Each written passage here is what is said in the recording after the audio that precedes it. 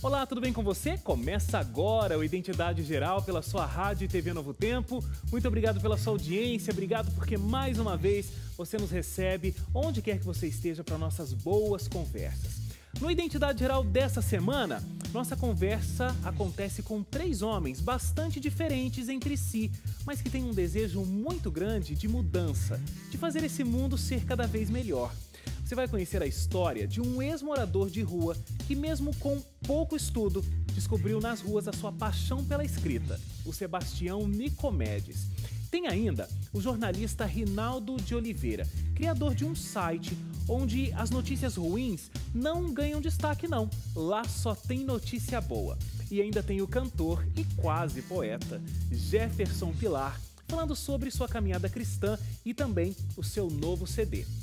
Tá imperdível ou não tá? Identidade Geral dessa semana. Eu conto com a sua participação como sempre. E você já sabe como participar, né? novotempo.com/jornalismo é o nosso site. Lá você encontra todas as entrevistas do Identidade Geral, todos os nossos programas e também os outros programas aqui do Departamento de Jornalismo da TV Novo Tempo.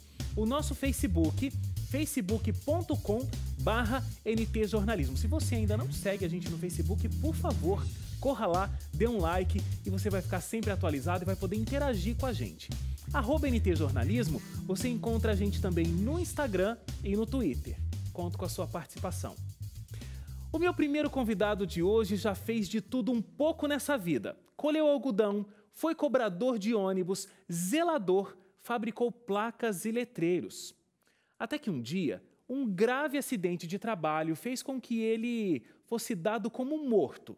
E sua vida mudou então radicalmente. Sem amigos, dinheiro, ele então encontrou nas ruas não somente o seu lar, mas a sua paixão pela escrita. Eu converso agora com o poeta das ruas, o Sebastião Nicomedes. Tudo bem, Sebastião? Tudo bem. Seja bem-vindo. Muito obrigado. Por favor, fique à vontade. Sebastião, que história incrível a sua.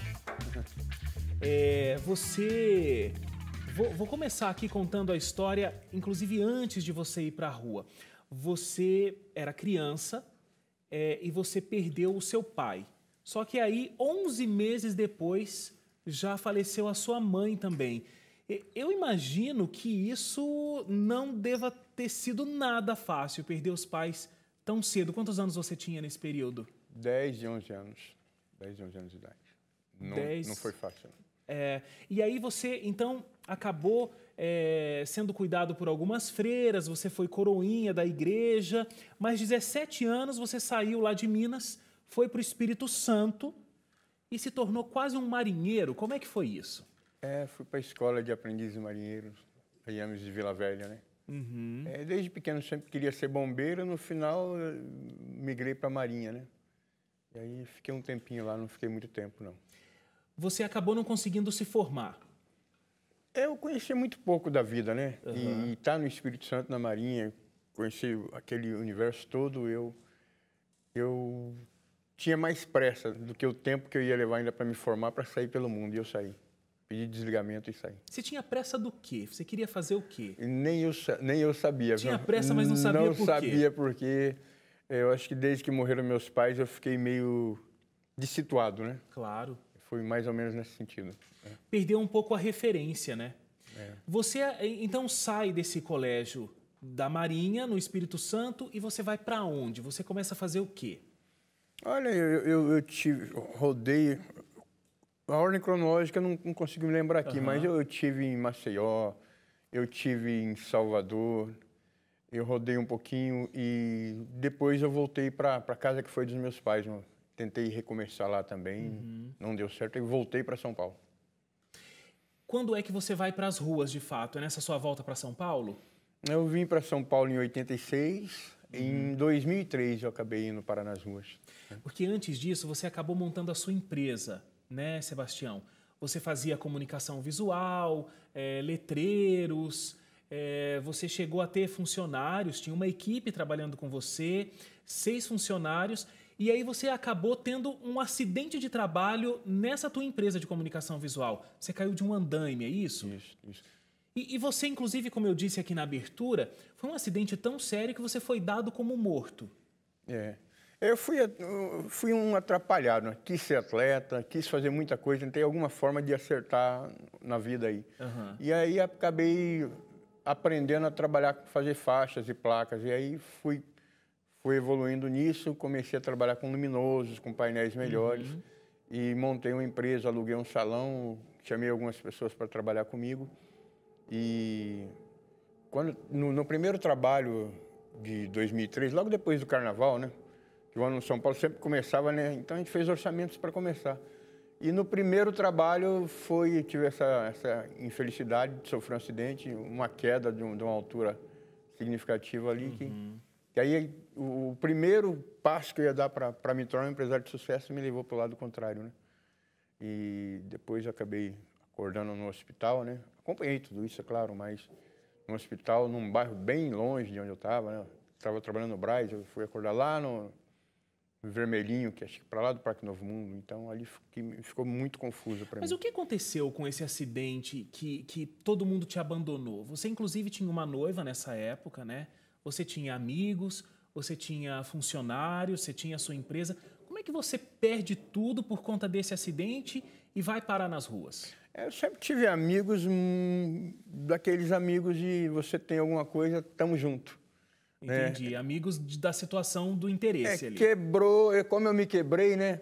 O pessoal que estava comigo, primeiro que ninguém acreditou que aquele acidente ali teria condições de sobreviver, né? Então, o pessoal que trabalhava comigo já saiu espalhando que eu havia morrido.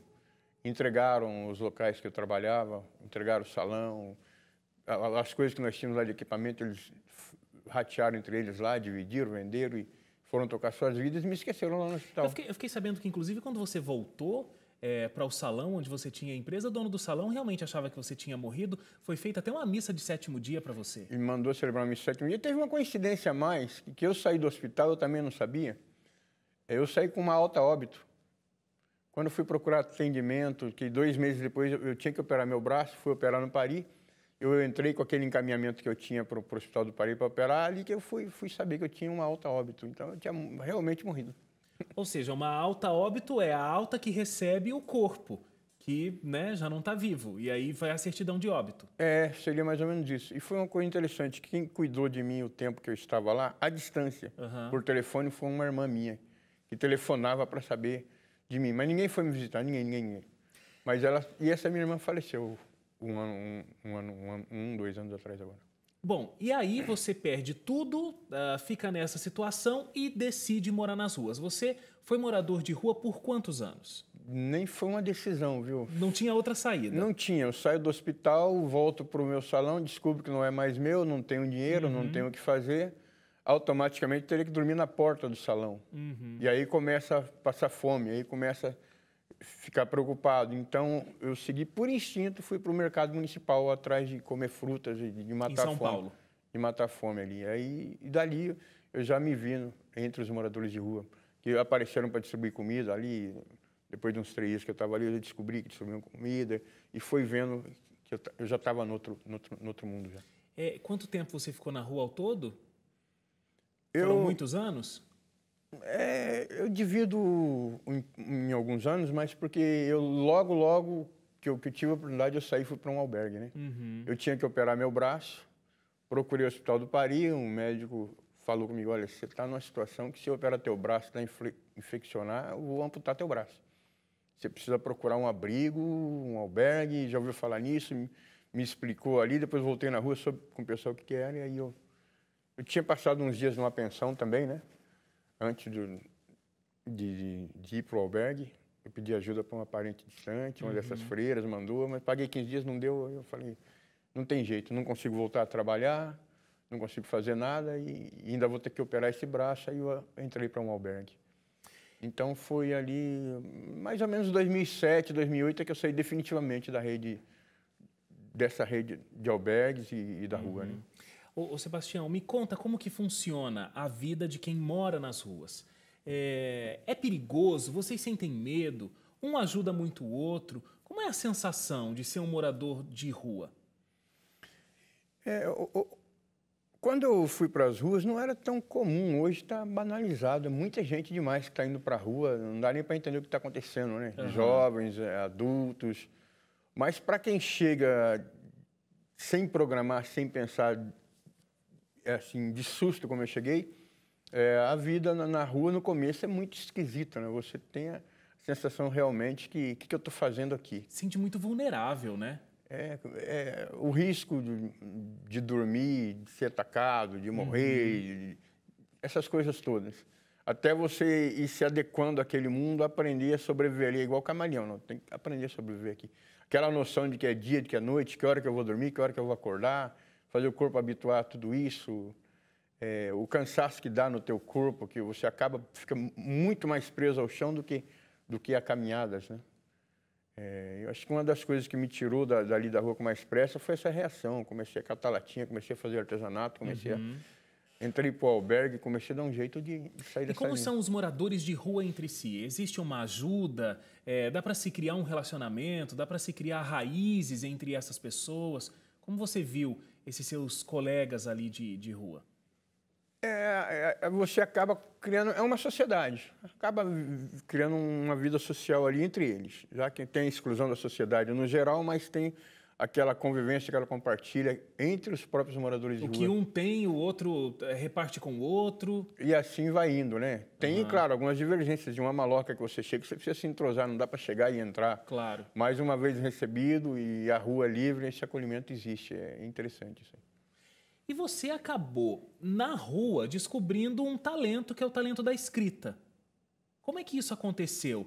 Porque um amigo disse que você deveria retratar o que acontece ali nas ruas para que as condições pudessem até ser melhoradas. E você começou a escrever. Como que isso começou? Foi voltando umas memórias, né? Eu, com 15 anos de idade, eu havia ganhado um concurso de redação com um tema sobre mães. Lá em Sabará, onde eu morei. Eu sou de Assis, essa minha irmã me levou para Sabará. Então, eu ganhei um concurso de redação sobre mães lá. Então, já tinha essa coisa com a escrita, eu vivia tentando escrever. Mas isso foi embora, e aí na rua foi voltando tudo. E eu escrevia poesias, rasgava, jogava, escrevia alguma coisa, porque entrei naquela fase de conversar pouco com as pessoas. Ficou mais introspectivo. Fiquei introspectivo, em alguns momentos estava todo mundo, no outro momento eu estava sozinho, até com árvore e poste eu cheguei a conversar. Então eu escrevia para fugir um pouco daquela realidade ali que não era o mundo que eu queria estar, né? A escrita era uma fuga. Era uma fuga importante, eu fiz opção por não álcool, não droga, não nada, então na escrita eu conseguia. Eu imagino que você tenha tido, nesse período nas ruas, muitas oportunidades de, inclusive, você citou álcool, drogas, mas também do crime. E você nunca cedeu a esse tipo de condição que é recorrente com moradores de rua? Eu acho que a criação, né, dos meus pais eu aprendi muito antes de perdê-los. E depois fui criado por essas freiras que também me ajudaram muito. Então conheci o mundo de evangélicos, de tudo quanto é caminho, mas aquilo que foi formado em mim eu tomei como princípios, né? Não aquela coisa dos 10 mandamentos estava na cabeça ainda, né? Não roubar, não isso. Hoje eu não sei como reagiria, porque o Brasil está uma bagunça que a gente não sabe nem de onde vem exemplos mais. Mas eu tinha referência dos meus pais, né? E nesse inteirinho aí que alguém da rua, um cara falou, pô, você podia... Escreve uma coisa para valer. Fala da sua história, fala da gente.